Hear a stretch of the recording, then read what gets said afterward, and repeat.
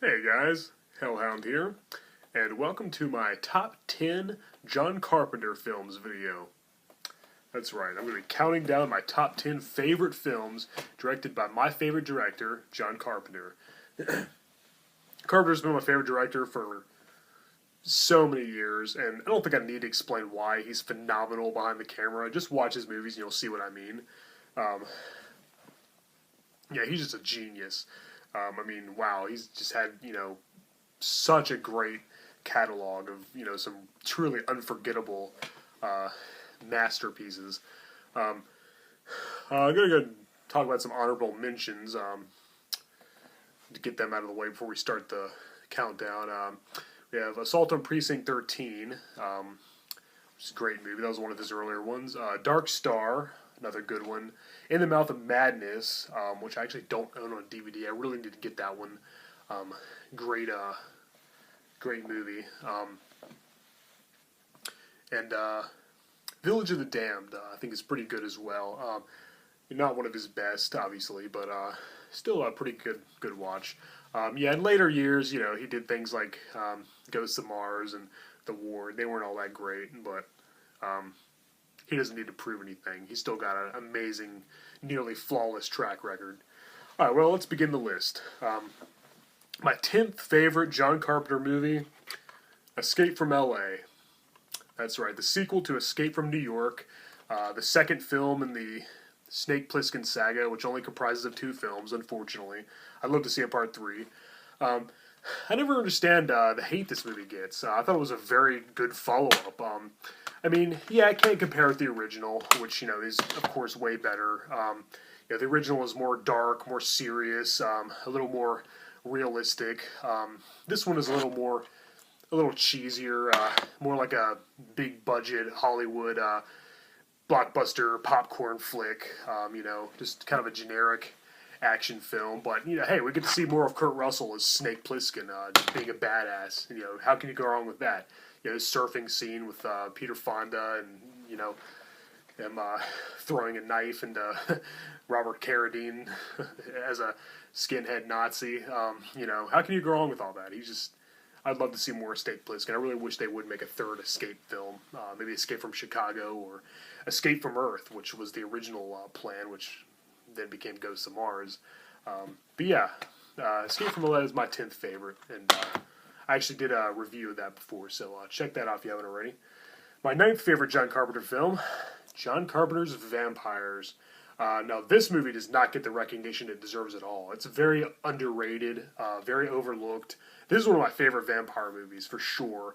And most of it has to do with James Woods' performance. He's just a badass hero. He's a vampire killer, and boy, if I was a bloodsucker, I'd be terrified of him. It would suck to have him as an enemy. Daniel Baldwin also does a really good job as James Woods' sidekick. Cheryl Lee is gorgeous as the chick who's turning into a vampire.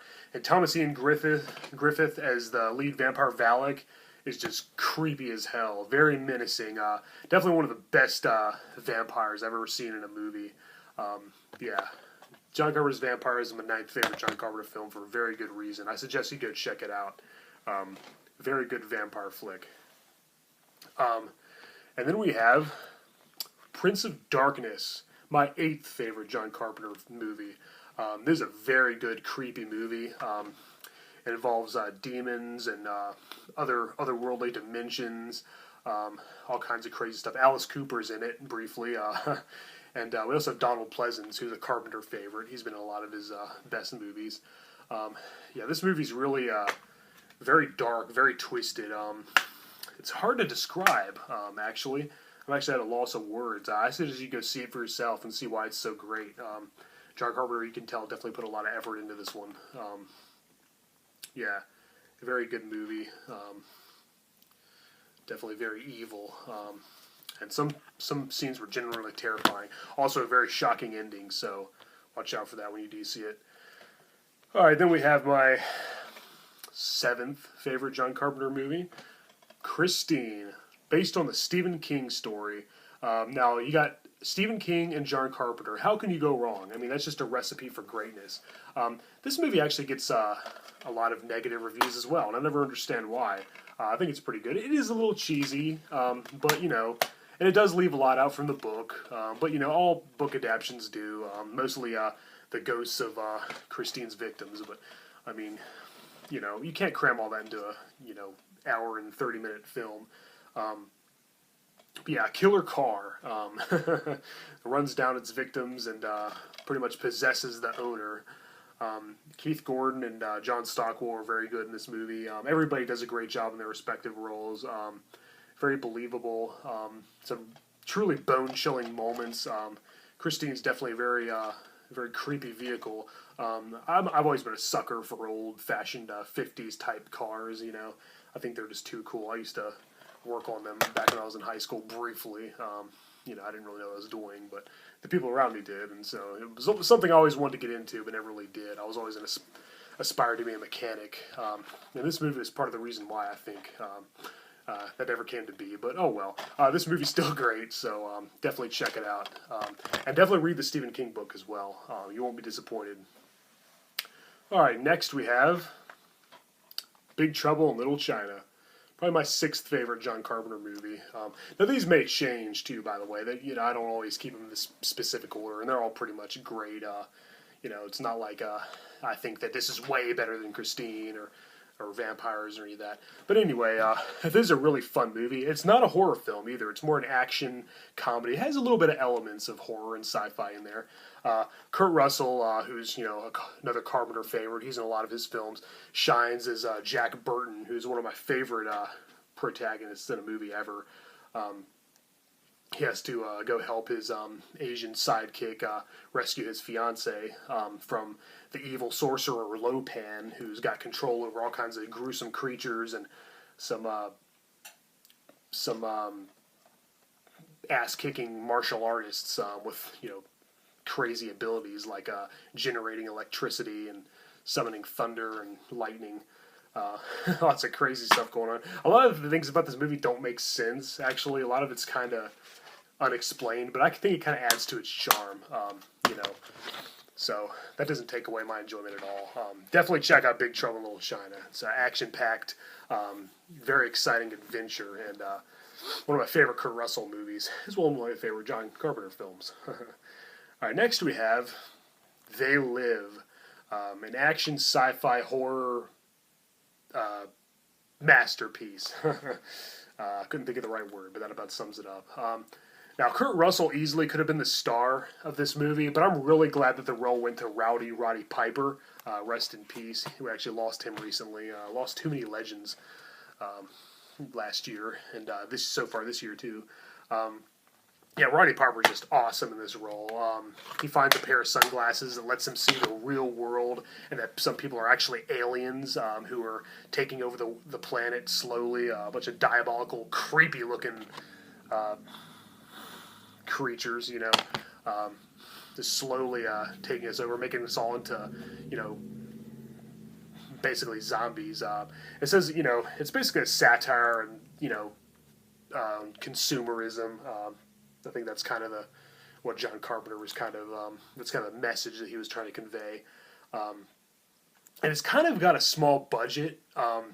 There's not like a whole lot of crazy special effects or anything, but you still believe that, Roddy Piper is in a world filled with aliens that are taking over and having hidden messages, subliminal advertising and everything that's, warping everybody's minds.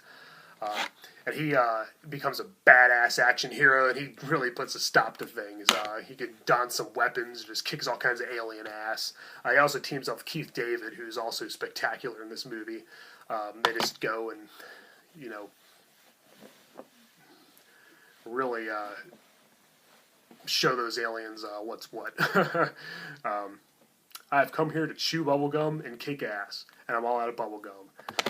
That's like one of my favorite movie lines ever. And Roddy Piper delivers it so perfectly. He actually improvised the line too. It was an ad-lib, so I think that's great. Definitely check this one out. It's awesome. You won't be disappointed. And then next we have my 4th favorite Carpenter flick, Escape from New York. I already talked about the sequel, Escape from L.A. This one's way better. It's the original. Came out in 1981. It's very dark, very serious. the New York setting didn't really shine through all that much. This Statue of Liberty scene actually wasn't even in the movie, but it makes for a cool poster. But that didn't take away from it at all. You know, Kurt Russell is just badass as Snake Plissken. He's one of the coolest protagonists ever. I mean, my gosh, he always plays a cool hero, but I mean, Snake Plissken's even, I think he's way cooler than Jack Burton and R.J. McReady. But yeah, wow, this movie's just excellent. You know, we also have excellent roles from Lee Van Cleef and Ernest Borgnine, and Donald Pleasance plays the president. You know, he's always great, and he was in a lot of Carpenter movies. One of my favorite actors as well. You know, of course, he was the Bond villain, Ernst Stavro Blofeld in You Only Live Twice, and Dr. Loomis in Halloween, so among other great roles. But yeah, definitely see this movie. Lots of awesome Kurt Russell moments. He's just too freaking cool. He's right up there with Ash Williams from the Evil Dead trilogy and Reggie Bannister from the Phantasm movies as one of my favorite heroes. Yeah, I really wish they would make a part 3 because I can't get enough of this character and his gruesome setting as well. You know, New York City's become a massive prison, and it's just, you know, some very bleak, post-apocalyptic wasteland looking sets. So yeah, very dark movie, very grim, very well done. Alright, as my third favorite, it was a tough one between these last 3, by the way, but I think I made the right choice by going with The Fog. Now, this movie is very eerie, very ominous, lots of creepy atmosphere in this movie. That's what it's all about. I mean, you know, wow. Oh gosh, when I first saw this movie as a kid, I just fell in love. It's basically a sleepy seaside village, Antonio Bay. They really learned the meaning of the word vengeance. That's some ghostly pirates. That's right, ghostly pirates. But not the kind you see in a Scooby-Doo episode. These guys mean business, and they're really, really friggin' scary and very intimidating. But I mostly enjoy this movie for the scenery. That's, I think, its main strong point. We got Tom Atkins, who's one of my favorites, favorite actors ever, and Jamie Lee Curtis, who's another Carpenter favorite. Adrienne Barbeau, even Janet Leigh makes an appearance. Yeah, so many great names. Such a great movie. I just can't praise it enough. It's just excellent. I suggest you see it right away. And avoid the remake like a disease-ridden horror, because it sucks. It really sucks, the big one. But I will say, it makes an excellent drink coaster. You can lay it on your coffee table and put your drink on top of it when you're watching this excellent Carpenter masterpiece. I need to give this one its own review, by the way. It definitely deserves its own video. So I saved all my...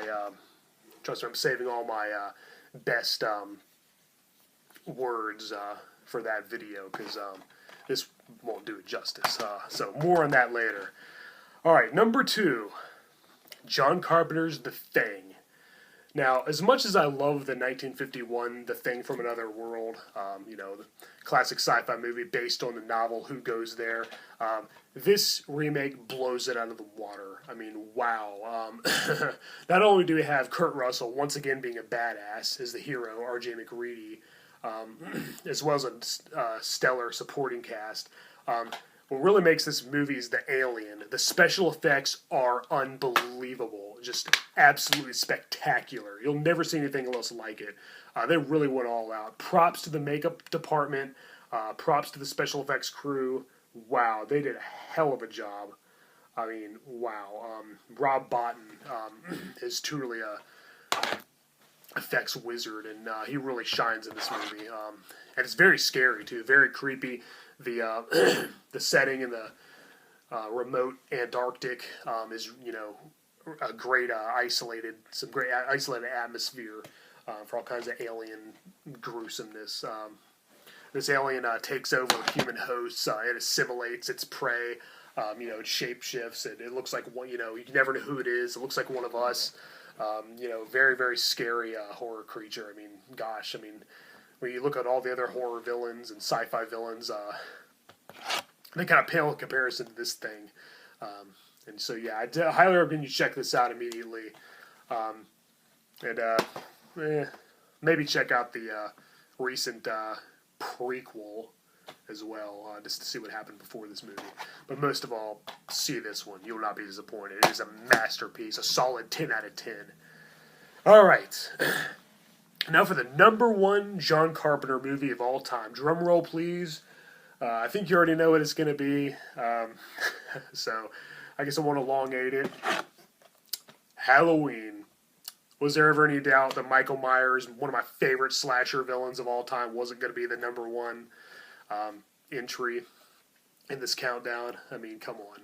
As a no-brainer. This 1978 masterpiece just exceeds, all your expectations. It just wins on every single level. I've already reviewed this. I've already went in depth. I've given it an individual review. I've talked about it in my ranking video.